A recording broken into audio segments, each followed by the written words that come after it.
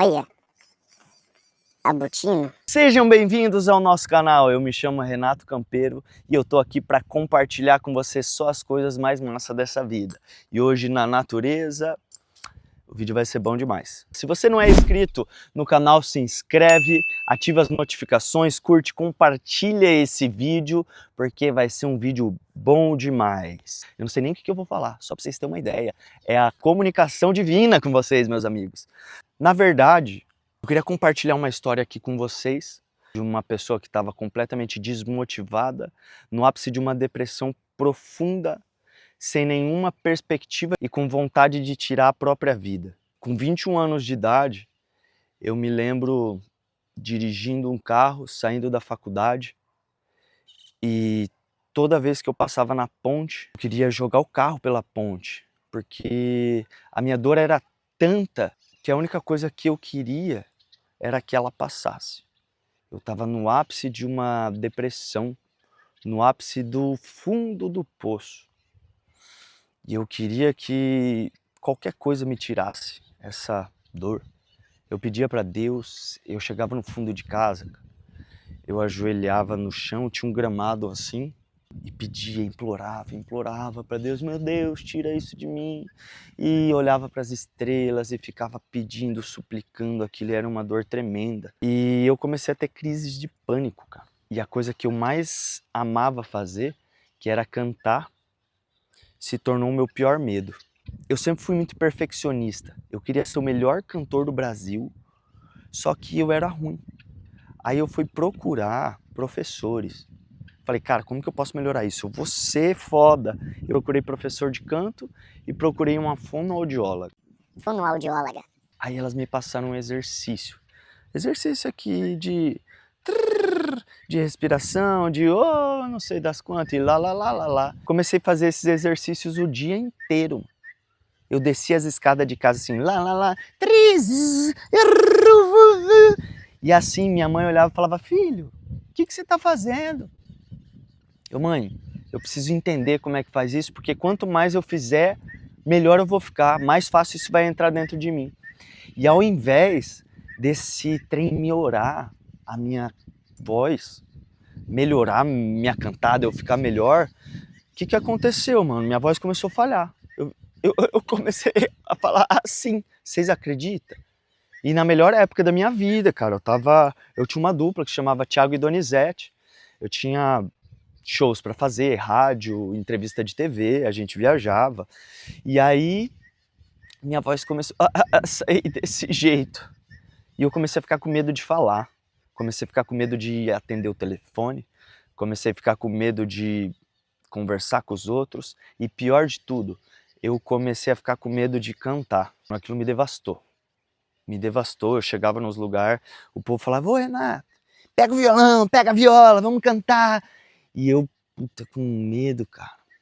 E falava, dava desculpa. Falava que não ia cantar, tal. Começaram a me taxar de estrela, que eu tinha ficado famosinho e eu tava me achando, eu não queria mais cantar pros outros. Só que a grande verdade, ninguém sabia. Eu tava com medo de não ser bom o suficiente, eu não conseguia cantar nenhuma música. Eu ajoelhava, chorava para Deus, implorava para conseguir cantar pelo menos uma música do começo ao fim. Isso me gerou tanta dor que eu cheguei no fundo do poço. Eu cheguei onde tudo era cinza. A comida que eu mais gostava não tinha sabor. As pessoas que me faziam rir não tinham graça. Os lugares que eram legais, eu não queria nem saber de sair, eu me prendi no quarto. Para você ter uma noção, cara, eu no meu processo de recuperação, eu tinha medo de sair do meu quarto e descer a escada. Era uma vitória para mim todos os dias que eu conseguia descer aquela escada. E nessa, eu tive uma crise de pânico. Eu acredito que era num domingo, cara. Foi a pior da minha vida. Eu comecei a chorar muito, cara, desesperado. Parecia uma criança. E aí, mano, o que uma criança faz? Eu liguei pra minha mãe, cara. Eu liguei pra minha mãe e falei assim, cara, eu acho que hoje é o último dia da minha vida. Eu tô muito mal. Ela falou, pera aí que eu tô indo. Ela chegou lá, olhou pra mim, olha que legal, olha como que o universo, como que Deus é. Ela chegou, olhou e falou: filho, você está tendo uma crise de pânico. A mãe já passou por isso. Eu deitei no colo dela, ela me cuidou, ela falou assim: parece nesse momento que não tem saída. Parece que tudo é muito difícil e que a dor é infinita. Só que tem saída sim. Vamos frequentar um grupo que a mãe frequenta fazem 15 anos, eu acredito. Fazem 15 anos e eu já passei por isso. Você vai se curar, você vai melhorar. Eu falei, vamos. Porque, mano, naquela situação eu era morrer ou fazer qualquer coisa. Aí na segunda-feira já tinha uma reunião, eu fui. Tinha mais ou menos umas 30 pessoas, todas olhando, igualzinho nos filmes. Elas ficam te olhando e te escutando sem nenhum julgamento. Pelo menos essa é a base desse tipo de terapia de espelho. Onde uma pessoa vai e fala sobre as suas dores e as outras se conectam. Aí, mano, simplesmente no meio de 30, 40 pessoas que eu nem conhecia, eu levantei e comecei a chorar. Falei das minhas dores, falei que eu tinha medo de falar, medo de cantar, medo de viver, medo das pessoas, me sentia inseguro com todas as coisas. E com aquele olhar de compaixão, as pessoas só me falaram, volta mais uma vez. Me deram um livro onde eu aprendi como chegar no fundo do poço dessa doença emocional, por que que a gente ficava doente, por que que a gente ficava em depressão e como fazer passo a passo para sair. Mano, essa foi a maior salvação da minha vida.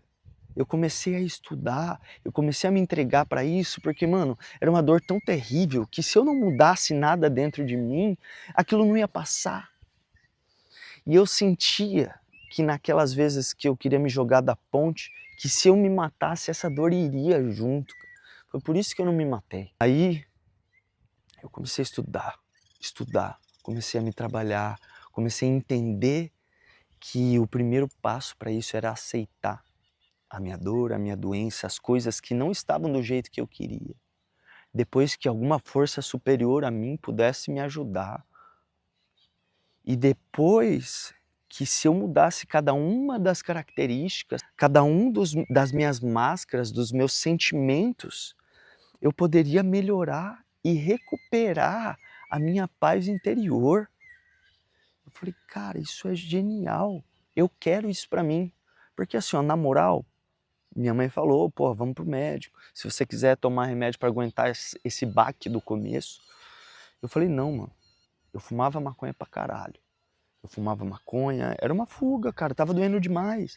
E eu não sabia que era uma fuga. Pra mim era uma diversão, mas dentro de mim era uma fuga da minha realidade. A minha realidade não tava boa de cara limpa. Então eu comecei a fumar. Fugir em mulher, droga, sexo, todas essas coisas eram as minhas fugas, compras. Então, aos poucos eu fui percebendo e me liberando de cada tracinho desses daí. Até que um ano depois eu consegui melhorar, entre altos e baixos, eu já não estava naquela linha de fogo, onde eu estava, na mesma semana tendo crise e um pouquinho, só sobrevivendo, eu já tinha uma estabilidade. Aí eu mudei para Goiânia, onde eu fui continuar o meu sonho. Eu queria ser compositor, eu cantava, né, cantei, só que eu entrei num trauma tão grande de cantar que eu desisti. Eu desisti, beleza, e eu sempre amei, eu sempre sabia que eu sempre soube desde criança que eu ia ser um compositor foda. Não sei porquê, cara, eu sabia que ia rolar, não sabia como, e algumas coisas me levaram para Goiânia. Chegando lá eu não tinha noção de como era a cidade, nem a cor, não conhecia ninguém de lá. E comecei a vida lá, comecei a conhecer as pessoas, chamar gente para compor. E aí, o primeiro baque da minha vida foi perceber que todo mundo era muito melhor que eu. Todo mundo era muito bom, cara. Eu era muito ruim. Mas eu queria muito. E eu precisava fazer alguma coisa que fizesse eu chegar no lugar que eu sonhava. Eu precisava ter a música top 1 do Brasil. Eu precisava ser grande.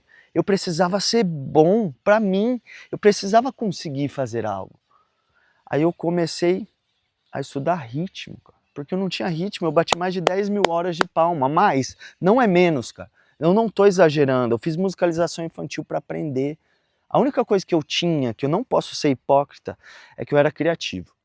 A criatividade, ela fez parte da minha vida, eu sempre usei de trocadilhos, eu sempre criei bastante coisa, mas só que se tratando de música, cara, eu não entendia música. Mesmo tendo vivido todo esse tempo, eu não entendia, cara. Eu tive que estudar musicalização infantil, daí eu comecei a ler livros de escritores, como criar histórias, como escrever livro, e eu fazia exercício, então eu batia 3 horas por dia, palma, 1, 2, 3, 4, 1 e 2 e 3 e 4 e durante 3 horas fazia meia hora de exercício de escrever livro, daí eu fazia mais meia hora de improviso para eu ficar mais rápido, cara. O povo era muito rápido, o povo era muito bom. Só que eu não teria conseguido fazer todas essas paradas se eu não tivesse entendido coisas dentro do meu ser humano. Se eu não tivesse entendido que se eu lidasse com as minhas emoções, eu conseguiria fazer qualquer coisa. Se eu transformasse as minhas ansiedades em calma, se eu transformasse as minhas limitações em sonhos, aquilo tudo podia mudar. E eu entendi, eu comecei a transformar dentro de mim, eu comecei a mudar de olho fechado, comecei a acreditar de uma forma que ninguém acreditava em mim. Todo mundo ria, todo mundo, opa, tá bom que vai ser bom mesmo. Uhum. Minha família não a primária, mas tios, mais secundários, assim, esse, o menino é louco, mudou daqui achando que vai mexer com música. E eu comecei a cada vez ir mais fundo, principalmente no ponto emocional, principalmente nas características como ser humano, eu trabalhar meus pontos mentais. Aí eu comecei a estudar sobre prosperidade e percebi que minha prosperidade estava bloqueada. Eu vi um vídeo lá do Bruno Gimenez que falava dos 5 pilares que a prosperidade estava bloqueada. E eu fiquei 1 ano sem ganhar nada, nem R$1. Eu vendi um carro lá em Campo Grande, peguei um pouquinho do dinheiro, minha mãe me ajudava com um pouco de dinheiro e eu passei basicamente 1 ano sem ganhar nenhum R$1. Cara, e trabalhando muito. E eu percebi que minha prosperidade estava bloqueada. E eu assisti esse vídeo e comecei a trabalhar. Depois eu comecei a estudar física quântica. Evolui mais um pouco. Depois eu li 300 livros, cara. Eu li livro de Louise Hay, fui tratando minhas emoções, até que 1 ano depois eu estava me sentindo bem pela primeira vez por um período mais longo. Eram 2 dias de bem-estar. Não era mais só tô sobrevivendo, eu tive 2 dias de caramba, que delícia que é a vida. Eu falei, cara, tá dando certo. Eu tenho capacidade de ir mudando o meu interior e eu vou ficando melhor. Se eu tiver melhor emocionalmente, tudo que eu faço é melhor. Cara, isso foi me abrindo uma chave de um universo novo, de uma transformação que começou a ser minha bússola. Me puxou para uma profundidade que eu falei, cara, não tem como ser outra coisa, tem que ser isso. Eu aprendi depois, quando eu comecei a estudar física quântica, sobre visualização. Eu aprendi como fazer funcionar a minha vibração, que ela atrai as coisas boas para mim. Aí foi que eu percebi que meu verdadeiro talento é como ser humano. Não era numa prática em específico que eu fazia. Eu podia ser bom em qualquer coisa que eu quisesse se eu fosse bom como ser humano. Eu aprendo qualquer coisa e faço ela no mais alto grau de profundidade. Porque isso é sinistro. Isso é maravilhoso, isso é luz. Se você se der a chance de começar a entender o seu poder como pessoa, nada, absolutamente nada te para. Você pode ser realmente o que você quiser. Deus já deu todas as paradas que a gente quer. A gente só precisa se apossar. A gente precisa tirar o lixo que tem na gente e deixar aflorar o que é de verdade. Porque o de verdade é confiança, é paz, é serenidade, é atitude. O resto tudo foi implementado pelos nossos pais, pela nossa escola, pelos nossos amigos, pela crença das pessoas que elas não conseguem. A família, pelo aquele seu tio que fala assim, não, isso é muito difícil, você não vai conseguir. Ele tá falando isso porque ele não consegue. Eu escutei isso a minha vida inteira e não mudou nada. Cada vez mais meus sonhos são maiores, eu visualizo eles, sinto que eles são meus e a chinela canta. Você tá entendendo? Nosso verdadeiro poder tá como ser humano, tá dentro da gente. Depois disso, 7 anos se passaram. Eu lembro que eu acordei no dia 25, depois de um Natal na casa da minha avó. Eu acordei, cara, fui no banheiro, fui lá, tava dando uma mijada, e eu fui olhar os charts. E, cara, eu bati o primeiro top 1 da minha vida como compositor. O que 7 anos atrás eu tinha falado lá em casa que eu ia voltar tendo uma música em primeiro lugar do Brasil. Aquilo lá foi muito foda. Eu cheguei, minha família estava toda sentada numa mesa, minha mãe, minha avó, meu avô, minha mulher. Eu falei assim, gente, vocês lembram que eu falei que eu ia bater top 1? Com essa mesma emoção, cara. Com essa mesma emoção, eu consegui. E eu entendi que a partir daquele momento, se eu tinha conseguido, qualquer pessoa no mundo conseguiria. Porque eu só consegui para provar que todo mundo é capaz, cara. Eu saí do completo desacreditado a um top 1. Você tem ideia disso? E depois disso daí a minha potência como ser humano foi outra. Perdi todos os limites.